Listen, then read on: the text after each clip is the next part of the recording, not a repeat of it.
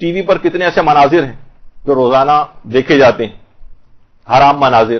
یہ ایک ایسی ظلمت و تاریکی دل کے اوپر پیدا کرتے ہیں. آپ دیکھ رہے ہیں کہ کتنے چابک دستی کے ساتھ مثلا موبائل فونوں کے اشتہارات پورے ناچ گانوں کے اوپر، ڈانس کے اوپر مشتمل ہوتے ہیں اور بار بار آپ کو دکھائے جاتے ہیں.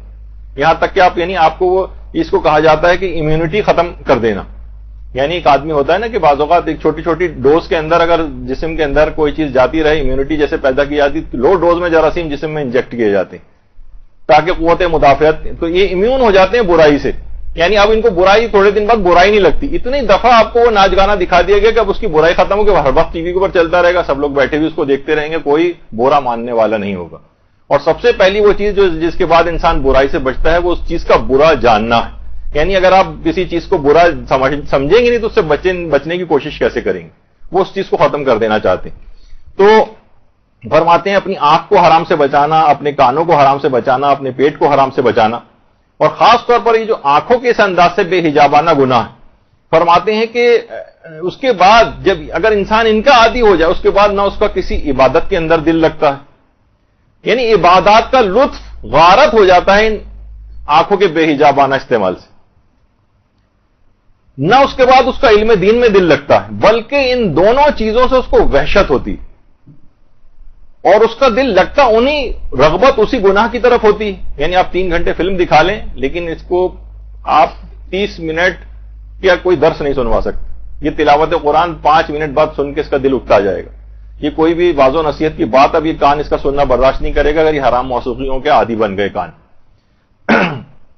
تو آپ دیکھیں بھی کہ باقاعدہ وحشت ہونے لگی ہے لوگوں کو. اگر آپ آبزرو کریں کہ مثلا کچھ رشتہ دار خواتین بیٹھی ہوں، آپ وہاں بیٹھ کے کچھ دینی باتیں شروع کر دیں، حدیثیں بیان کرنے لگیں، قرآنی آیتیں پڑھنے لگیں، پہلے خواتین ادھر ادھر دیکھیں گی، اس کے بعد اٹھ کے چلیں گی یا بات کو بدل دیں گی. آپ کوشش کر کے دیکھیے گا کہ بہت نامانوس ہو گئی ہیں یہ باتیں لوگوں کے لیے، بہت نامانوس، بلکہ وحشت ہوتی ہے. اگر کوئی یہ بات کرے تو کہتے ہیں بس بند کرو بھائی، تم کیا ہر وقت مولویوں والی بات تم نے کرنی شروع کر دی. تو یہ وحشت، ان کو وحشت ہوتی ہے احادیث کو سننے سے، وحشت ہوتی ہے قرآنی آیات سننے سے، وحشت ہوتی ہے واضح و نصیحت کی بات سننے سے. تو یہ سب چیزیں کیوں ہو رہی ہیں؟ کیونکہ یہ کان حرام کے عادی بن گئے ہیں، یہ آنکھیں حرام کی عادی ہو گئی ہیں، شکم حرام کے عادی ہو گئے. امام کیوں فرمایا تھا امام حسین علیہ السلام نے یزیدی فوج سے، میری باتیں تم پر اثر اس وجہ سے نہیں کر رہی کیونکہ تمہارے پیٹ حرام سے بھرے ہوں، حرام غذا.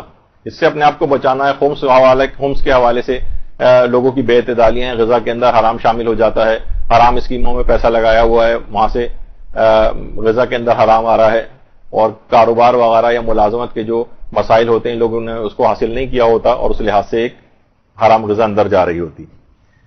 اسی طرح سے حرام لمس بھی ہے، مثلا نامحرم کو ہاتھ لگانا یا اس انداز سے. پہلے تو حرام غذائی کے حوالے سے آیت اللہ بہجت کی بات فرماتے تھے کہ وائے ہوم پر اگر ہم کھانے پینے کی چیزوں میں حرام سے اجتناب نہ کریں، کیونکہ یہی غذائیں ہیں جو ہمارے علم و ایمان یا پھر کفر کا سرچشمہ قرار پاتی. یعنی انہی غذاؤں کو حلال غذا کھائیں گے تو علم اور ایمان میں اضافہ ہوگا، اور حرام غذا کھانے سے انسان کفر تک بھی پہنچ جاتا ہے.